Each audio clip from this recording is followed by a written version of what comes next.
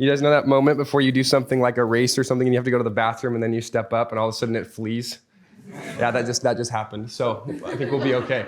My name's Brayden. I'm from Utah. I graduated from Utah Valley last year, and I was a fellow back in 2016. And today I'm going to talk a little bit about my experience sailing and what I learned from that. I threw this up here. Have any of you actually seen the movie What About Bob?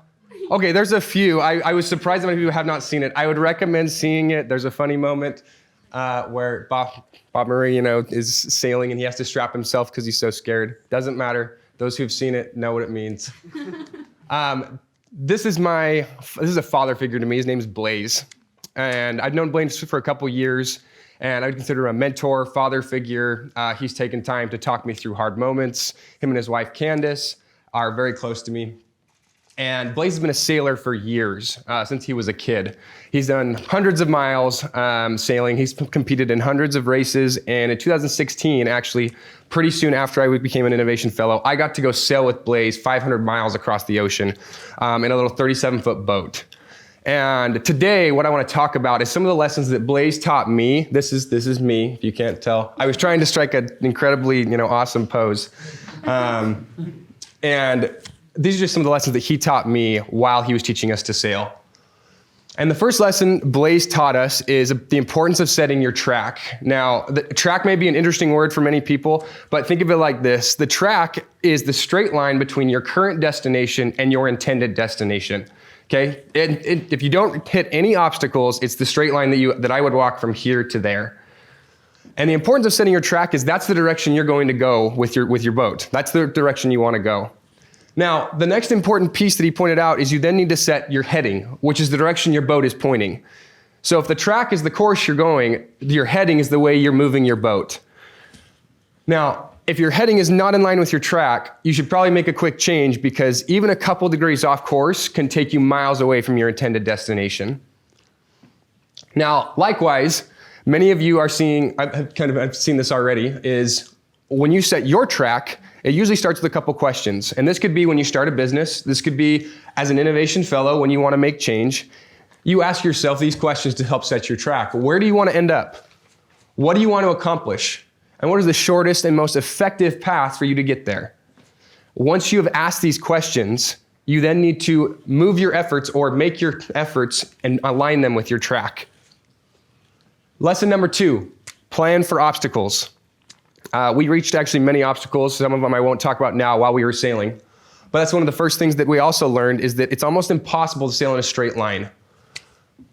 Where the track is the straight line, our courses in life and in sailing look more like this, look more like the blue line. Can we all agree on that? Yes. Okay.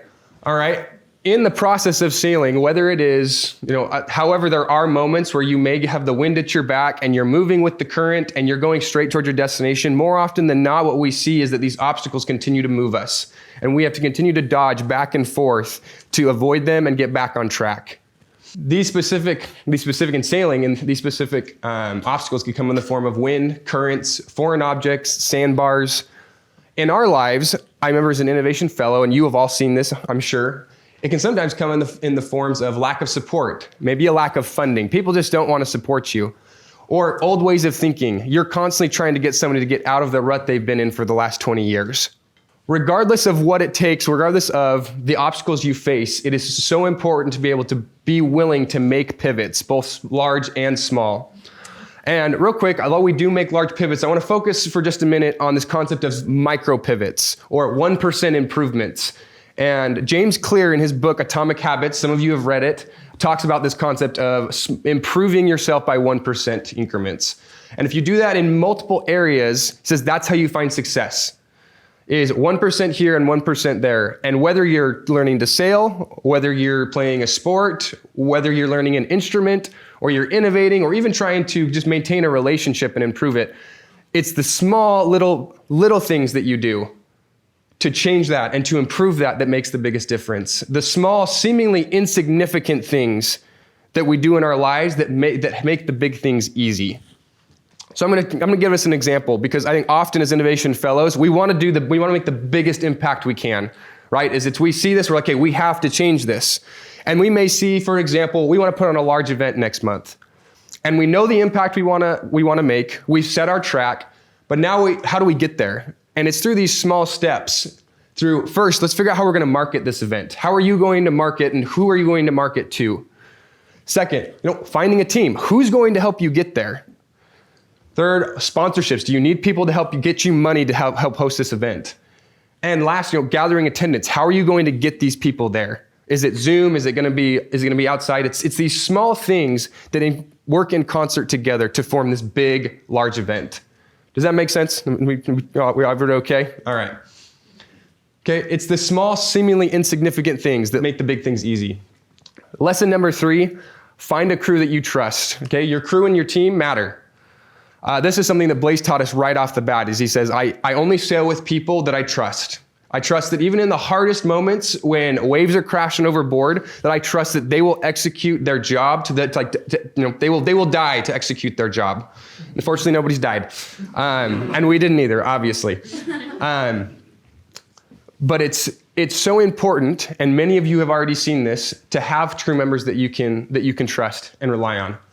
I currently work for a business accelerator called RevRoad. They actually provided me the means. They paid for me to come out here. They were super supportive of the Innovation Fellows program. And what we do is we trade services for equity in in early stage startups. So we trade services like web development, capital raising, sales.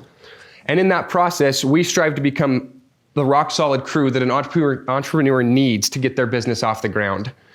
And my role specifically is to help build sales teams and build sales systems. And what I've seen over and over again with each of our companies is that as you go out to hire and as you go out to find people, if you can't find people that trust and have the same goals and vision as you'll continue to move off track. And having to focus and fix somebody else's work continues to take you off track. All of you have probably seen this already, whether it's in a school project, at work. Can we always, who's seen this before, right? It's so critical to have a team that you can trust. And actually a bonus lesson. You guys are all really lucky, right? We're going to give you a bonus lesson here. Sail your own race. Today, throughout this week as an Innovation Fellow, I think many of you are probably feeling like you're this boat here, and many of the other Innovation Fellows are the giant barge in the back, right? You maybe feel like your program is so small and your efforts are so tiny that it's nothing more than a drop in the ocean. But yet you see other fellows that have accomplished amazing things. They've created vast programs, and they seem to have everything going for them. The wind's pushing their boat in the right direction. There's no obstacles in their way. And to you, it may seem like I'm never going to get there. And I just want to tell you right now, from the Fabs, as we talked about this beforehand, we've all been in those shoes, and we've all been in your shoes. And there is no need for you to, although you're going to feel that way, we want you to know that you're going to get there. But it takes those little tiny pivots, doing little things by little thing by little thing that will finally get you to where you need to be. And that's why we're here as Innovation Fellows. We're here to support each other, and we're here to support you. So to wrap up, I want to go over the lessons that we talked about. First, whether it's a business that you're creating, whether it's change that you're wanting to make, or whether it's just, or whether you're trying to walk down the road. First, you need to set your track. Okay, you next need to plan for obstacles, gather a solid crew. Hopefully you don't need a crew to walk down the street, but if you do, that's okay. And last of all, sail your own race. And I can promise that if you'll do these things, I can't guarantee success. Sometimes you have to change your destination altogether. What I can guarantee is you'll get there faster, quicker, and more efficient. And you'll have a good time with it as well. And I know from my own experience that this is how you find success. And just want to make sure that, I didn't actually make a how might you statement, but I will point out this, is that when you guys reach your destination, what we'd invite you to do is always turn back around. Is take that time that when you've made it to where you want to go to turn back around and help the next person in line. Help that next boat that's trying to make it across the ocean. Because that's what Innovation Fellows do, and that's what it means to be a part of this family of Innovation Fellows, is that we love, we care, and we are always there for each other to help each other out. Thank you so much.